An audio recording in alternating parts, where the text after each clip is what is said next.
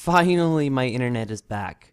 That took so long. I'm so sorry, you guys. Anyway, I am just appending this to the beginning of the third chapter of Asylum.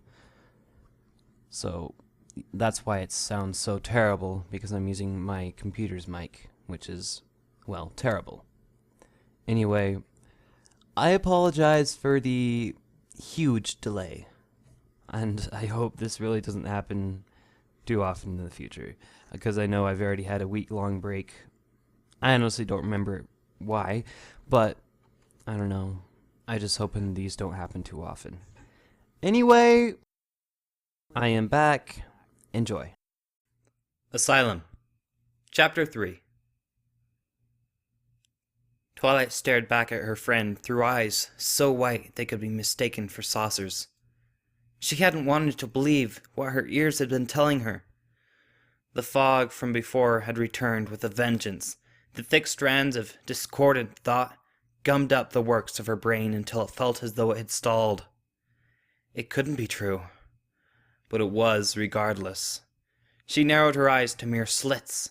She was struggling with another painful paradox. Once again, feeling as though she were slowly being compressed into a single point of disbelief. She was staring at a living impossibility, an existential threat to her memories given life. It wasn't a pleasant experience. The mare looked exactly like Applejack. The coat, the mane, the freckles, the cutie mark. Everything was as Twilight remembered. Those familiar green eyes met her worried glances with a look of concern. Instead of a dusty Stetson, the cowgirl went hatless, her blonde ponytail resting on a lab coat identical to Dr. Rose's. Applejack kept a smile plastered on her face as Twilight mutely scrutinized the orange mare, failing to mask the disquiet at the odd examination. The heavy silence continued to grow more ferocious until it threatened to consume all three ponies. So, I know you probably don't remember me, Twilight, Applejack said with a cough. She took a few cautious steps towards her, as if Twilight were a farm animal she didn't want to risk spooking. Except for the worried slant to her eyebrows and the slight tremor at the corner of her lips, everything in her body language presented a calm and reassuring image. My name is Dr. Applejack, but you don't have to worry none about the title. Applejack is fine, or even AJ if you want. Applejack's voice had pierced the silence, and into the void rose 1,000 voices speaking at once. Twilight's mind became an opera hall, beset by a bellicose chorus, every singer attempting to drown out the others with their own song. It was a cacophony of different theories and disorganized guesswork, the pure noise enough to squash everything else. Changelings. I'm sure of it! It was the only answer that made sense. Every aspect of Applejack's behavior, the way she walked, the way she held herself, was too perfect to be anything else. The only element that didn't fit was the accent. It was there, just muted. It was a near flawless imitation otherwise, but it still wasn't good enough. Now, if only I could remove whatever is on my horn, I could expose these insects for what they really were. I could fight back. And then... Twilight continued to sit mutely, the only movement that of her head, as she tracked Applejack's progress across the room. Applejack glanced at Dreamer, arching an eyebrow in confusion. The stallion shrugged. She was talking just before you came in, he pointed out. Let's just give her a minute. Brainwashed. I'm sure of it! They could have gotten to Applejack first. If they were going to all this effort to deceive me, they could easily have done the same with my friend. They could have brainwashed Applejack, tricked her into believing their lies. Once they got her to believe it, they could then use her to convince the rest of us as well, slowly brainwashing us all, one at a time. I just need to break through to her. Convince her that... Twilight, Dawn, are you feeling okay? She asked. Discord! I'm sure of it. This whole experience just screams of his chaotic magic. He has returned, but this time he decided to get rid of the elements first, before we had a chance to act. And instead of just cursing us, he is trying to break our will to resist. If we give in to the delusions and accept them, then we will never escape. I just need to try and find a hole in his deception. Twilight, Dreamer echoed Applejack, joining his fellow doctor to watch Twilight carefully. Come on, Twilight, say something. Magical curse! I'm just sure of it! This is too real to be a simple deception. Right now, I'm probably sitting in a real hospital suffering from some sort of arcane affliction. This world is just a twisted nightmare created from my own memories. But then, if I really am sick, how can I escape? Or am I just trapped here until the real doctors manage to cure me? No, if it's a magical illness, it can still be affected by the mind, so I can— Twilight! Twilight jerked up and glanced blindly around her, as if just awoken from a nap she hadn't realized she was taking. The crowd of voices dropped away to a low buzz, a persistent mosquito content to simply circle at the back of her mind. She found both ponies standing before her, with matching expressions of worry. Twilight, are y'all feeling okay? Applejack repeated in a normal tone, her eyes roaming over Twilight's face. It took Twilight a moment to find her voice. Yes, I'm fine, Applejack. I'm fine, really, I'm perfectly fine. Oh, so you remember her? Dreamer asked, a hint of relief sliding across both doctors' faces. Yes, I remember you, Applejack, said Twilight, nodding at her friend. Technically, it was half true. Applejack's face split into a broad grin. It was the first honest smile Twilight had seen in a while. Oh, well, that's a blessing. But not everything is the same, she added slowly. Some things are different. Oh, well, that's not unexpected, really. Amnesia is going to leave some gaps in your memory after all, the former farm pony said. How about we start off nice and easy then, Sugar Cube? You just ask me any questions you might have, and I'll do my best to answer them. Twilight paused. Which question first? She needed to test this Dr. Applejack and see what she knew. Any plans for escape required information before they could be formed. Seeking inspiration in her lifelong passion, the unicorn tried to recall how the hard-boiled detectives in her novels would have started an interrogation. Dozens of books flashed through her mind, each as useless as the last. Playing bad cop and slamming Applejack's head into a desk was not a viable option, for many reasons. Applejack continued watching her as the silence dragged on, threatening to become another awkwardly long moment. Twilight felt an irrational moment of panic. This was her opportunity to get information, and she was stuck as mute as a filly on her first day of school. She needed a question, now! Where's your hat? Twilight nearly shouted. Quiet followed the question. The two mares stared blankly at one another, their expressions identical. Seriously? That's what I'm starting off with? Twilight felt like burying her head in her hooves as her cheeks flushed red. Improvisation was not one of her strong suits. Applejack's eyes twinkled in amusement, and even Dreamer was grinning. I don't wear it when on duty, Sugar Cube. It's not really suitable for sterile hospital work, if you know what I mean. That makes sense, said Twilight, doing her best to ignore the heat in her face. So, a doctor, huh? When did that happen? I graduated from Manhattan School of Medicine 2 years ago. Since then, I've been taking my residency here at Broadhoof. Twilight blinked. It was rude and unfair to her friend. She knew, but the idea of Applejack attending such a prestigious university, a medical school no less, was difficult for her to swallow. She couldn't picture the cowgirl doing research in a library. The thought of Applejack's golden mane almost hidden behind a large medical textbook was too foreign a concept to take seriously, and she nearly laughed. But Applejack was entirely serious. Whatever humor Twilight had felt melted away, replaced by a sense of creeping dread. Applejack was such a terrible liar. Twilight was certain that something of that deception would have presented itself. There was no doubt and no deceit in that face. So, I guess the Big Mac is running Sweet Apple Acres then? Hey, you remembered, Applejack declared, happily turning back to Dreamer. Sounds like she's getting better already, don't you think? Dreamer glanced up from his watch and nodded in agreement. It sure does. Both ponies beamed at her with the same patronizing smiles all the doctors seemed to wear, their grins as fake as the hospital they worked in. They were obviously part of the official bedside manner, something meant to express a soothing air of calm friendliness. Instead, it made them seem like they were talking down to Twilight, treating her like a sick filly that needed to be dealt with carefully. The condescension inherent in those voices wasn't far from being deliberate mockery. Twilight's frustration fizzled away. It was annoying, but there wasn't much she could do about it short of screaming, which she was fairly sure wouldn't help her argument that she wasn't crazy. She shifted her thoughts elsewhere. Although it wasn't much, Twilight found some comfort in the idea that there still was a pony called Big Mac working on the farm. However twisted and confused this nightmare might be, at least some things were still the same. The farm's doing pretty well now, too, Applejack continued. With my paycheck, we're paying off the debt pretty fast. Debt? What debt? Twilight looked at Applejack disbelievingly.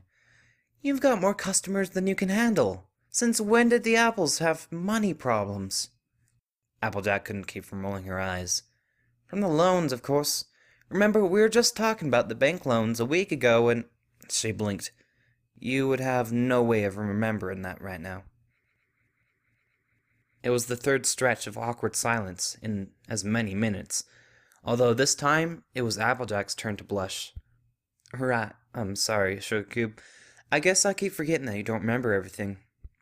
Applejack coughed into her hoof, the painfully transparent attempt to mask her embarrassment just highlighting the pink flush of her cheeks instead. She really was a terrible liar. Well, we have debts for my education. Universities aren't cheap, after all. So, if you went to medical school, then why is Big Mac stuck back on the farm? Why didn't he get to go to college? He is not stuck on the farm! Applejack snapped, her nostrils flaring. Twilight jerked back, as if slapped, surprised by the venom in her friend's voice. She glanced at Dreamer in confusion, but he was already staring at his coworker with a reproachful frown. Applejack gasped. The angry fire in her eyes was snuffed out in a second, replaced by a look of shameful remorse. Oh, Twilight, I'm so sorry. I'm so sorry. I didn't mean to snap at you like that. You didn't mean anything by that. And... Shoot, even if you had known, it wouldn't make it right. I should never have talked to you like that. Her voice echoed her shame as she apologized profusely, sounding as surprised by her outbursts as Twilight had been. It's okay, Applejack, Twilight said, unable to keep confusion from seeping into her words. The apology was excessive. Sure, Applejack had been short with her, but she was acting as though she had... Twilight's eyes narrowed, her jaw clenching tight. She's acting like she had yelled at a little filly. Screaming and throwing a fit didn't seem as objectionable as before. No, it's okay. No, it's not okay. I know you're upset, and you have every right to be. Applejack sighed, failing to grasp the source of Twilight's sullen glare. She glanced down at her hooves sheepishly. Big Mac is a touchy subject, but I should have never reacted that way. You did nothing wrong, Twilight. It was rude and unprofessional, and I'm plumb ashamed of myself. It's nothing, Applejack. Honestly, this wasn't that big of a deal, so no worries. Dreamer coughed softly, getting their attention. Well, AJ, like you said, Twilight just didn't know, so why don't you tell her all about it? It might help her to remember something of her own past, if you were to talk about yours. He checked his watch again. Besides, you've got the time. Dinner isn't for another few hours. That's not a bad idea, actually. Applejack turned back to the unicorn, a hint of sadness peeking out from behind her smile, like a shy foal hiding behind its mother's legs. You don't remember it now, but we used to spend a lot of time talking. How about it, Twilight? Are you okay if I spend some time talking with you? I would appreciate that, Twilight answered, with a modicum of sincerity. She needed information if she were to escape, and the two doctors seemed poised to offer her what she needed on a gilded platter. As the great General Napoleon once said, never interrupt your enemy when he is making a mistake. Hopefully, whatever this other Applejack had to say about her past might shed some light on what had brought Twilight into this... reality? Dreamscape? Nightmare? World, Twilight decided. It seemed the most fitting. After all, this isn't reality, and you wake up from nightmares eventually. With the terminology sorted out, Twilight readjusted her mental checklist accordingly. After years of doing things methodically and with fastidious attention to detail, The use of lists to organize her personal life had become a near compulsion. Habit! It's not a compulsion, but a habit. She didn't care what Dr. Rose said. She did not have obsessive-compulsive personality disorder. Diligence and foresight are virtues, she thought, hammering the point home with a finality born of righteous desperation. When Spike had teased her about her habits, it had been a joke between good friends. But Dr. Rose's words, just like that terrible photograph, were personal attacks that called into question her very sanity. His groundless condemnation of Twilight was slander of the worst kind. Well then, just let me get comfortable first, and then I'll tell you all about the stuff you might not remember, Applejack said as she cheerfully slid the chair out from behind the desk. It was as worn and pitted as the rest of the room's furniture, and there was a moment's doubt that the spindly wooden legs could support the mare's weight when she planted it beside Twilight's bed. It whimpered as she settled into it, but after a few trembling protests, it held steady. And then Applejack began to talk. So, I guess I should start at the beginning, huh? You probably don't remember any of it now, but we used to spend loads of time talking. When I arrived at Broadhoof, I was assigned to escorting the patients during their time out in the yard. You know, give the new pony something easy and time-consuming to see how she does. As it turns out, I was assigned to escort you on my first day, and so we talked about all sorts of things. Well, that's not entirely true.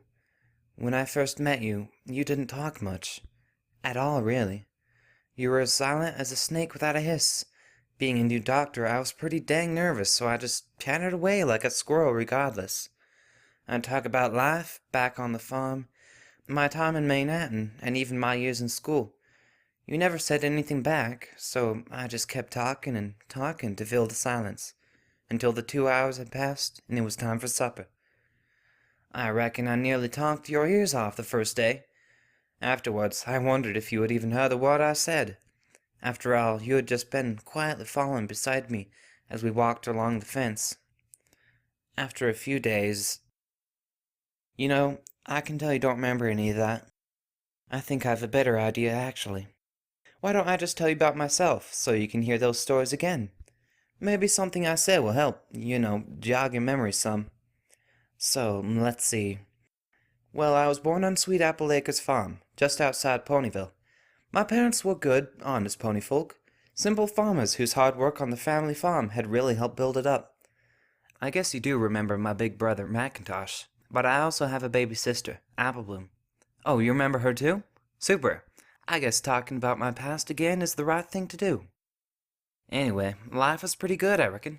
Sure, growing up on the farm means lots of work, even if you're just a foal, but I never had much room to complain, and farm work was always secondary to schoolwork. It always was our parents' dream that we might all get a good education, probably because neither of them ever finished school. Being an earth pony doesn't mean you got to be a dummy, Pa used to tell us. Our parents were very adamant on us doing well in school, and they'd give us extra chores if our grades weren't up to snuff. So, yeah, they took our education real serious like. We did pretty well for farm fools, too. Shoot, Big Mac was planning on becoming an engineer back before my parents passed away. He always did have a good head for figures and such. Not much of a conversationalist, but I didn't doubt that he would have made a great architect or something just as prestigious. I'll tell you, they were so proud of him when he got accepted to Canterlot Polytechnic. Even Pa was crying. Big Mac was the first apple since we'd settled near Ponyville to get accepted into a university. College wasn't cheap, though, and we made do as best as we could. Cutting back here, working harder there, that sort of thing. But after Pa got sick, well, Macintosh had to spend more and more time on the farm, lending a hoof. Pa tried his best to keep working, but soon enough the cancer had him bedridden. Applebloom was still in diapers back then, but I wasn't much older than she is now, so Big Mac, Granny, and Ma had to do all the harvesting together. Ma tried her best to keep Big Mac in school, though, never letting him know just how much she was doing around the farm. She forbid him from dropping any classes, so he only came down on the weekends to help out. And she'd get up long before sunrise so she could do some of his chores as well. She didn't want him being so tired that when he went back to school it would hurt his grades. Like I said, they really thought our educations were important. Big Mac kept offering to quit school so he could do more to help the family. He said he could just take a semester or two off, but she wouldn't hear of it. It would have been for the best if she had, in retrospect. But then, as my optometrist friends always said, hindsight is 20/20. I think she had convinced herself that Pa was going to get better. She wanted to keep everything as normal as possible, so when he got well, it would be like nothing had changed at all. And so every day, week after week, she worked her hooves to the bone doing the chores of 3 ponies, and left her so tired that she'd pass out after supper. So when Pa finally passed away, she was just too worn out to handle it. The doctors said it was severe exhaustion, along with some other things I was too young to understand or remember. I think it was the guilt that hurt her the most. She had been so busy trying to work on the farm that she never had time to see him. And being unable to say goodbye is what I reckon broke her heart, because after the funeral, she was just a shell of a pony. She was physically there, but empty. That's when Big Mac finally did drop out of school, just a year or so before he would have graduated. He gave up his dreams and his future so he could take care of the family. And he never complained about it either, Celestia bless him. Not for one gosh darn minute. I tell you, Twilight, Big Mac is the best stallion in Equestria. A lot of ponies underestimate him, thinking he's just a bit slow because he's so quiet all the time. But they're dead wrong. He knew exactly what he was giving up, and he did it without a second's hesitation. That takes real heart. That's love. It was right before I started high school that Ma finally passed away. After Pa had died, she had just shut down, and we had taken her to Broadhoof for care. She barely spoke, and mostly just lay in bed, staring out the window. Whenever I visited, it was hard to think of her as being the same mare I remembered from back when I was barely a filly. The strength and vitality was gone. She was like those husks of once fruitful apple trees that had slowly withered away, still clinging to life by the narrowest of margins. Life was really tough during those years. I was finally old enough to really start pulling my weight around the farm, but Big Mac wouldn't allow me to sacrifice my schooling for the farm as well. I used to throw the biggest fits I did, complaining about how unfair it was that I couldn't skip school to help out like he did. But he was as adamant on me getting an education as Ma and Pa had been, and Granny backed him up completely. Both of them weren't going to allow me and Applebloom to miss out on the futures our parents had dreamed of. I used to resent Big Mac's decision. It wasn't until I had matured that I realized how much he had surrendered to keep me and Applebloom in school. Big Mac had sacrificed his future for the family, and he wouldn't allow me to do the same. I saw it as my duty, to him and the memory of my parents, to get a good education. Having lost both my parents to illness is what convinced me to go into medicine. After I graduated high school, I set about applying to medical schools all over Equestria, and my grades were good enough to earn me a small scholarship to boot. However, it was still true that university isn't cheap. Even with my scholarship, nearly every school is far too expensive for us to afford, both in terms of tuition and in housing. The reason I chose Manhattan was almost entirely because my aunt and Uncle Orange offered free room and board in the city. Without their help, I'd never have been able to become a doctor. Now, I'd spent some time with the Oranges back when I was a filly. Uncle Orange had always been a bit unfriendly towards my pa, blaming him for taking his sister away to live out in the sticks, but they were good folk.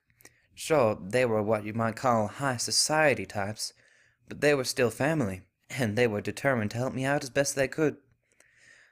We Apples don't accept charity, though, not when we can do something about it, so I accepted on the condition that I'd be allowed to help pull my weight around the apartment.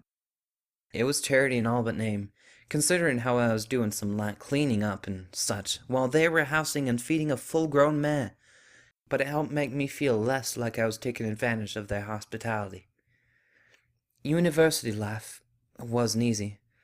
I had been quite naive when I arrived, and the first real shock was how biased the system was against non-unicorn doctors. It wasn't like being a mail mare or a guard or a factory worker, where any pony can succeed and do well. Magical ability is an unspoken prerequisite for some fields. Surgeons, most of all, are almost exclusively unicorns. I chose to go into psychiatry, mostly because of having to watch Ma deteriorate over the years. There was one visit, the last time I heard her speak, when I had brought Apple Bloom with me so she could see Ma again. She was weak and sickly, but she was happy to see us. Apple Bloom ran up to her and they smiled and hugged. And then she looked Apple Bloom right in the eyes and said, with a broad smile on her face, "Oh, Applejack, you're getting so big. Be sure to take care of your little sister, you understand?" Trapped within her memories, she couldn't even recognize her family anymore. Thankfully, Apple Bloom was too young to remember it, but I cried all night once we left. It was that moment, if anything, that made me realize my future. If there was anything I could do to help others from feeling the same sort of pain, I wanted to do what I could. And that's how I ended up specializing in the treatment of hallucinations and delusions. Big Mac once joked that I did it because I was too darn honest for my own good, and I wanted to help the patients see the truth. There might be a sliver of truth to that, as I can have a bit of a black and white view on the world. So I found my calling in psychiatry. Because psychiatry has plenty of non-unicorns in it, I avoided the worst of the prejudice. But even in Manhattan, which is as metropolitan and multicultural a city as there is in Equestria, I still get dirty looks from unicorns who scoffed at the idea of a North Pony becoming a doctor.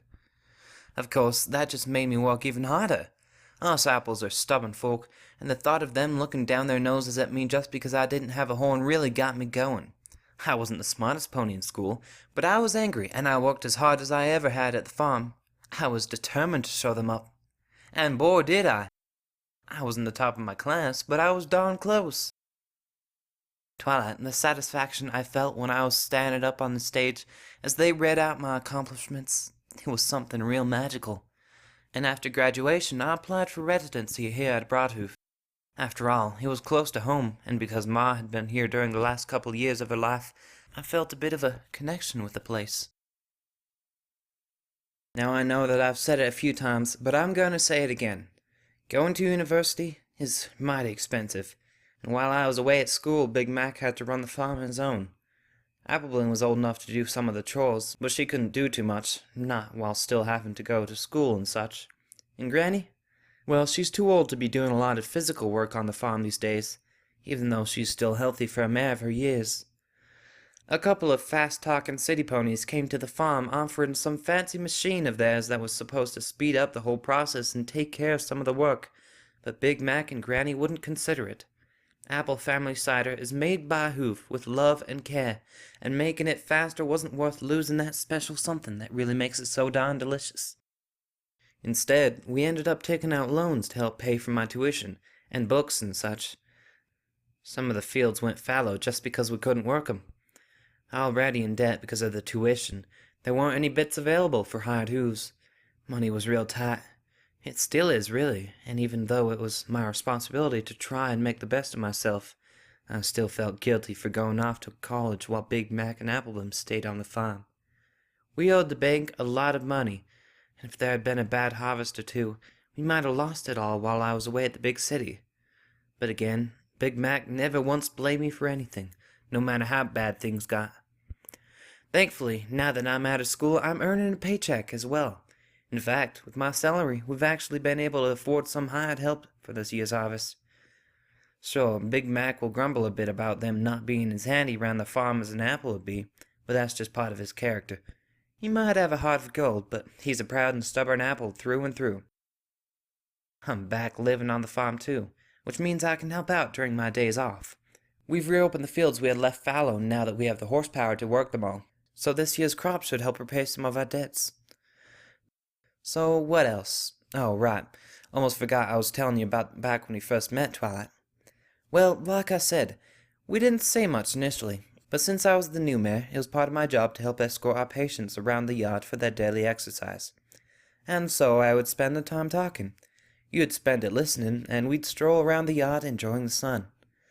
I didn't know if you enjoyed our time together, or if you were even listening, but it helped me to think I had a kind ear and some pony to talk to. And boy, did I need it.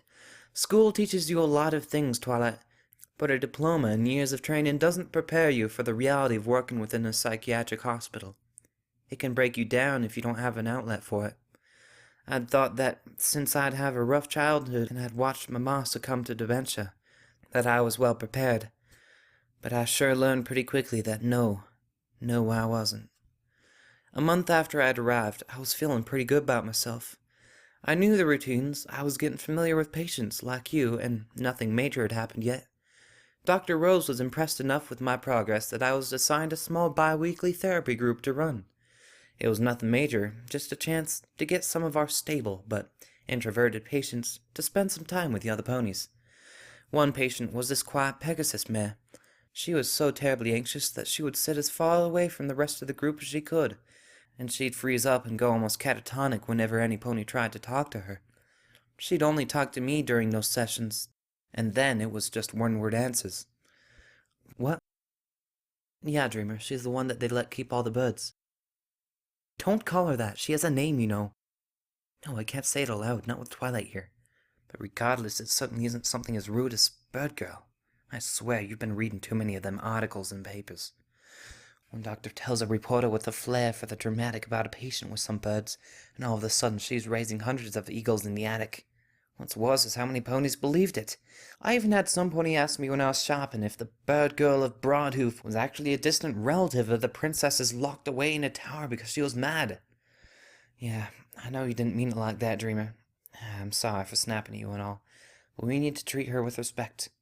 Most of you doctors who work outside the psych ward have some pretty strong misconceptions about our patients. Always believe in whatever story you hear. So, where was I? Okay, yeah. The group was fine, despite the extreme shyness all around. We were just starting, and the idea was to keep things nice and calm, so we could expose them to constructive social interaction. We had little show and tell events where they could present a drawing or picture they had done. This Pegasus couldn't bring herself to speak, so I would hold up her item to show the others, which obviously defeated the point of the exercise. On a recommendation from Dr. Rose, I suggested she bring one of her birds to show and tell. The mare always did seem more comfortable with the animals, and she accepted. So one day she produces a small cage with this lovely yellow canary inside. She opens the cage and it hops out onto her foreleg. Then she starts telling the others in a voice barely above a whisper about her bird. It was only a few sentences, and even then no pony could hear anything anyway, but it was more than she had said in every other meeting combined. I was feeling pretty dang happy at the progress, and considered having her introduce a different bird every meeting. Anything to get her talking, you know. But then one of the patients, another Pegasus, takes to the air and zooms in closer, hovering a yard away to get a better look at the bird. This startles the bird, and it shoots off in the other direction, flying right at another patient's face. Before anyone can so much as blink, the pony screams in fear and takes a wild swing at the bird, knocking it to the ground. The mare panics and rushes to the bird's side, while I have to get the orderlies to help restore order.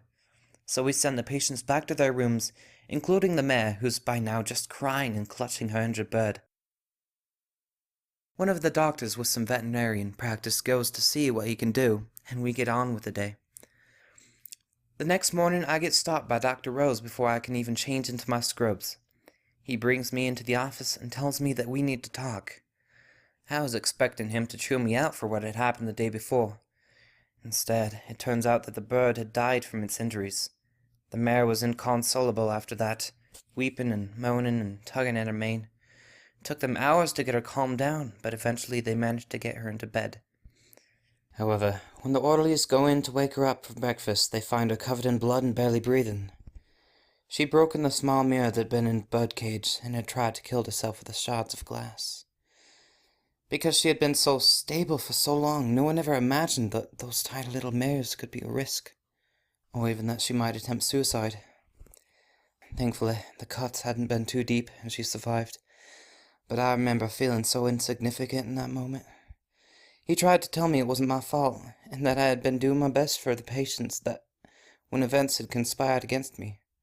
It didn't help the sense of guilt I felt. I might not have been at fault, but I was responsible for my patients. A patient I had been helping tried to commit suicide. There is no class you can take that will prepare you for feeling that ashamed of yourself. That was my first real wake-up call about what my new career entailed. I needed a pony I could talk to. Now, because I'd been off in Manhattan for so long, I hardly knew any pony in town. The month since I moved back in didn't offer much of a chance to meet new ponies, considering how busy I was between my job and the farm. All my school friends were off doing their own internships far from Ponyville, and the staff here aren't exactly the most friendly bunch to new doctors. No offense, Dreamer. Sure, I always had my family, but I couldn't talk to them about that. Apple Bloom's too young to hear such stories, and Big Mac. We talk about the farm and how things are going, but I can't talk to him about how I'm feeling or the problems I'm facing. How do any of my problems stack up to his? So really, Twilight, you were my outlet. I could talk to you about anything from my lack of friends to the stresses of the job, and you were there to listen. Again, at first I didn't know if you listened or even cared what I said, but it was a relief to just be able to talk at someone freely. I didn't realize you actually enjoyed it until a week after we had started our walks, when I had a few days off. Dr. Rose told me you had asked about me when I didn't show up, and seemed a bit upset at my absence. Then he handed me something you had created in your arts and crafts section. It was only when Applejack paused that Twilight realized she was leaning forward in her bed, hanging onto every word. Reaching into one of her pockets, Applejack produced a folded piece of purple construction paper. She offered it to Twilight, who glanced up quizzically before taking the object from her. Applejack nodded and gestured with a hoof. Go ahead and open it. Twilight had barely moved her hooves when Applejack inhaled sharply, freezing her in place. Carefully, she added, as she watched Twilight's hooves. Twilight sniffed before proceeding with exaggerated care. It turned out to be a very prudent choice. She had expected something simple that fit their view of her. Dried pasta glued to paper, or a canyon drawing, perhaps. What she held was beautiful. Fragile, yes, but still magnificent. It unfurled like a purple and orange flower bloomed in her hooves, forming a six-pointed star, reminiscent of the one on her flank. Each strip of paper was cut and glued together with an exacting attention to detail. It might have been made from school supplies, but it was an impressive feat. In the middle of the artificial flower there was a message inscribed upon a small circle of white paper. Hope everything gets easier for you soon. Your friend, Twilight Sparkle. The thin lines of intricate calligraphy demonstrated more of the careful work that went into this construction. The simplicity into the message made the effort put into the writing more profound. That's something else, added Dreamer, after peeking over to see the item. Twilight ignored him as she reread the message a few times. She silently handed it back to Applejack. It was her hoof writing. Yeah, it really is. She smiled as she folded it back up and carefully returned it to one of her pockets. So after that, Dr. Rose made it part of your therapy to walk with me every day, Twilight. Soon enough you were as talkative as I was. Of course, you wanted to talk about stuff like history or arcane theory. Things that were far above my level on the best of days. You're one smart pony, Twilight, and although I didn't understand a lot of it, the least I could do was return the favor. I know that you're still the same mare that listened to all my problems when I didn't have anywhere else to turn. And although you might not remember any of it right now, I like to think that you're still my friend. Twilight stared at Applejack in the quiet pause that followed the end of the story. She struggled to find her thoughts. How was she supposed to handle this? The story had been filled with errors. There had been some believable elements, but they couldn't account for all the incongruities that dominated her narrative.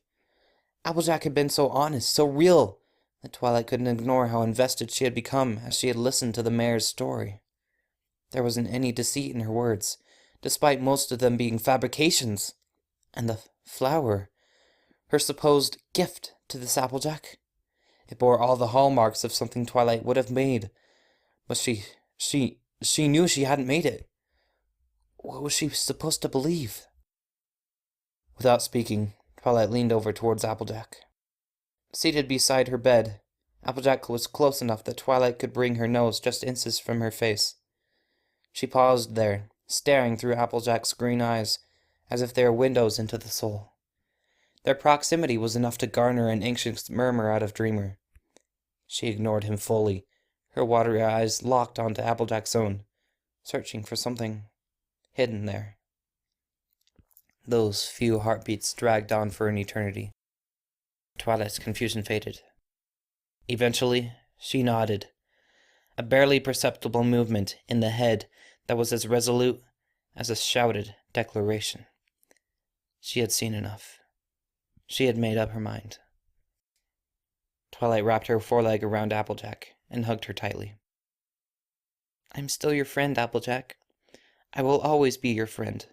Whatever happened can't change that, she promised Applejack, her voice firm iron, even as her tears dampened her Applejack's coat. You don't remember my life, and I don't remember yours, but I know that it is you in there. I can see it, sense it, feel it, and together we will make things right. They embraced like sisters who had been separated for far too long. Whatever the cause that had brought her to this world, Twilight was certain of one thing. Applejack was here with her. She might never be certain about why this all had happened, but she could be confident of one thing.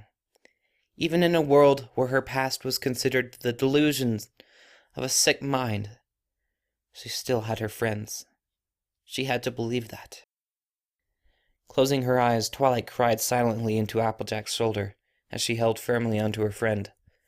The fear and loneliness that had plagued her since awakening was banished for a few blessed minutes, seeping out through her tears as if she was purging herself of a poison.